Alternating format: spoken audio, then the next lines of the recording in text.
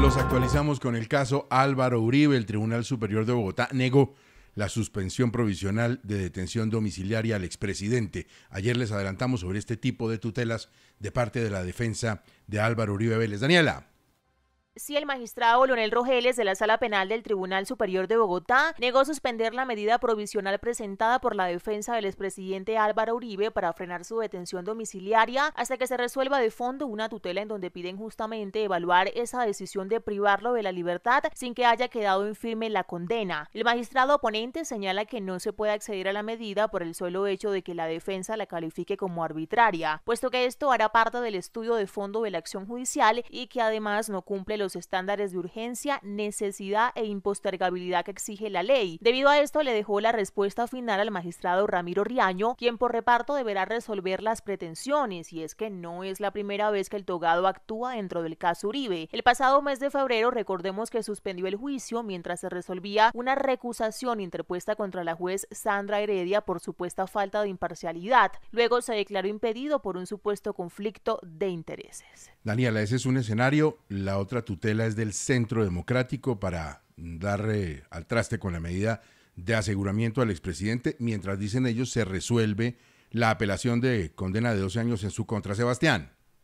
Ante el Tribunal Superior de Bogotá han radicado esta medida desde el uribismo, aseguran porque se ha violentado tanto los derechos fundamentales del partido como oposición y también del expresidente y líder de la colectividad Álvaro Uribe. Al respecto, el director del Centro Democrático, Gabriel Vallejo. De tutela en contra de la juez 44 penal del circuito de Bogotá. La sentencia vulnera un derecho fundamental como es el de la oposición política al partido Centro Democrático al establecer como medida de aseguramiento la prisión domiciliaria del líder del Centro Democrático, hoy máximo líder de la oposición política en Colombia. Argumentando que dicha sentencia desconoce los precedentes jurisprudenciales tanto de la Corte Constitucional como de la Corte Suprema de Justicia, el partido solicita como medida provisional entonces que se otorgue la libertad inmediata al expresidente y se amparen los derechos fundamentales del partido y de su fundador. Sebastián, gracias, y atención que hay confirmación de una noticia deportiva que tiene que ver, por supuesto, con lo que está pasando en las carreteras de Boyacá. A ver, Mayra, ¿qué se confirmó?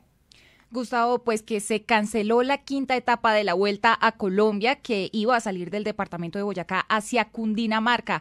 Lo que van a hacer la caravana en sí de todos los corredores y sus equipos es que van a viajar por Agua Azul, Villavicencio y luego a Bogotá para reanudar nuevamente entonces la etapa de mañana desde Mosquera hacia Ibagué, el Alto de la Línea, y pues de esta manera entonces no se va a terminar el recorrido aquí en el departamento de Boyacá, que recordemos iba a salir desde Duitama hacia Venta Quemada, es decir, obligatoriamente tenían que pasar por el puente de Boyacá, que es donde persiste este bloqueo de los campesinos parameros. Confirmamos entonces, se cancela la quinta etapa de la Vuelta a Colombia. Mayra, gracias. Son las 6 de la mañana, 17 minutos, y la Fiscalía acusó formalmente al menor de 15 años que habría disparado contra el precandidato presidencial Miguel Uribe Turbay. Juan Carlos. La Fiscalía General de la Nación presentó formalmente la acusación ante un juez especializado de la Ley de Infancia y Adolescencia contra el adolescente de 15 años, conocido como alias Tian, señalado de haber disparado contra el senador y precandidato presidencial Miguel Uribe Turbay. El joven fue imputado por tentativa de homicidio agravado y porte ilegal de armas de fuego por el atentado sicarial que se presentó el pasado 7 de junio durante un evento político en el barrio Modelia, en Bogotá. Con base al reporte, el menor aceptó los cargos formulados por el ente acusador. La diligencia, que se realizó bajo absoluta reserva, fue presidida por un juez especializado en la Ley de Infancia y Adolescencia, que será el mismo ante quien se adelantará el juicio final. Son las 6 de la mañana, 18 minutos, y la exasesora del Ministerio de Hacienda, María Alejandra Benavides, declaró durante 8 horas en la Corte Suprema de Justicia varias cositas que contar sobre el escándalo de la Unidad Nacional de Gestión del Riesgo. Está entregando bastante información, supone uno, Claudia Camila. Gustavo, bastante información está entregando Benavides. Primero declaró ante la magistrada Cristina Lombana en el proceso seguido contra el senador Julio Elías Chagui, quien es investigado por presuntamente desviar proyectos de la Unidad Nacional para la Gestión del Riesgo hacia Córdoba. Y en la tarde, Benavides asistió al despacho del magistrado Misael Rodríguez, quien investiga a 5 congresistas y a un excongresista de la Comisión de Hacienda y Crédito Público que habrían recibido proyectos a cambio de avalar los créditos del Ministerio de Hacienda. Sobre este tema, el abogado Jaime López aseguró que su defendida está entregando toda la información. Ella está dando y entregando toda la información que tiene. Yo soy respetuoso, todos somos respetuosos del proceso, de las garantías procesales de todos los sujetos procesales. Recordemos que Benavides tiene un principio de oportunidad con la Fiscalía y en ese sentido está colaborando con la justicia para que se esclarezca la forma en la que el gobierno entregaba los cupos indicativos a los congresistas a cambio de beneficios en el legislativo. Se han cometido injusticias en contra de ella y ella está reconociendo lo que tiene que reconocer ante la Administración de Justicia. Gustavo, y de María Alejandra Benavides, que a propósito seguirá declarando esta semana en la Corte Suprema de Justicia, pasemos a otro caso de la ONGRD, esta vez en el proceso que involucra a los expresidentes del Congreso Iván Name y Andrés Calle, que recordemos permanecen recluidos en la cárcel La Picota porque terminó la etapa de pruebas en la sala de instrucción. Eso significa que en los próximos días se podría definir si este caso pasa a juicio en la Sala Especial de Primera Instancia. Claudia Camila, muchas gracias. El Reino Unido noticia en los últimos días por la confirmación de que la nueva embajadora ante el Reino Unido será Laura Sarabia y por supuesto ahora también noticia en lo que tiene que ver con la consejería en el Consulado de Londres, Vanessa. Bueno, acuérdese que había una polémica muy grande en torno a si Laura Sarabia viaja ya casi la semana entrante. Tiene muchos motivos para ser embajadora en Londres y pues acuérdese que ya había dicho que no quería ser miembro del gobierno nunca más y ahora pues va a ser la representante del gobierno allá. Déjeme, le aclaro un detalle que la gente no ha entendido. Usted toma la Constitución Nacional, los embajadores no son miembros del gobierno, ninguno de los embajadores. Los miembros del gobierno son el presidente, los ministros y algunos funcionarios de algunas entidades específicas. O sea que ella no regresó al gobierno. Como usted bien dice, representa al gobierno y es una funcionaria pública, pero no es parte del gobierno.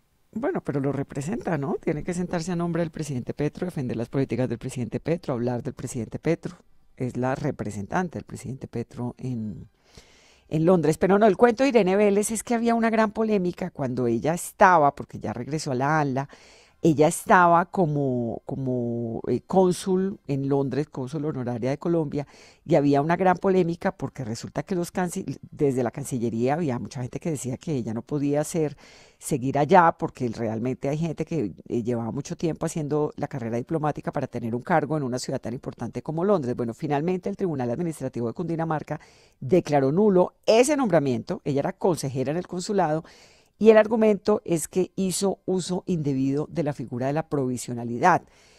El fallo indica que en el momento de su designación como parte del gobierno nacional había otros funcionarios de carrera diplomática, lo que le digo de la carrera en la Cancillería, que habían cumplido más de 12 meses en el servicio exterior y eso hacía improcedente la provisionalidad de ella.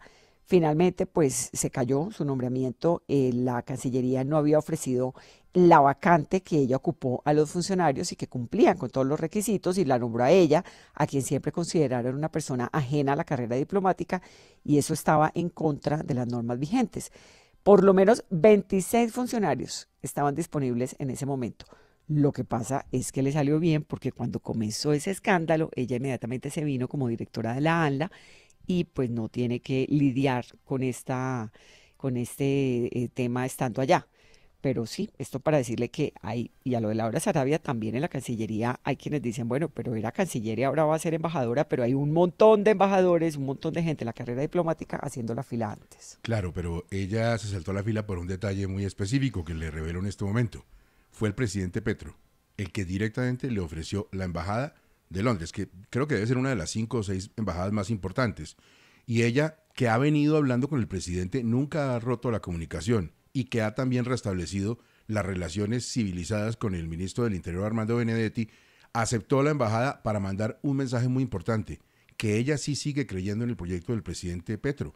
Y vea lo curioso, Vanessa, es muy posible, podría darse la situación de que ella permanezca en esta actividad pública más allá del presidente Petro.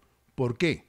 Porque la nombran embajadora en el Reino Unido. El presidente termina su periodo. Si la próxima presidencia es del progresismo, es posible que la ratifiquen en la embajada, con lo cual estaría más que el presidente Petro en el servicio público. Y para que usted vea cómo es la vida, Armando Benedetti con quien tuvo esa rencilla tan grande, esa pelea, y fue su archienemigo en un momento, después de haber sido su jefe, fue el que terminó de convencerla de que efectivamente se fuera para la embajada en Londres, con un argumento muy grande. Acá las cosas, a ella le habían ofrecido un par de trabajos en el sector privado y estaba muy cercana de grupos económicos, pero pues no se le había concretado nada.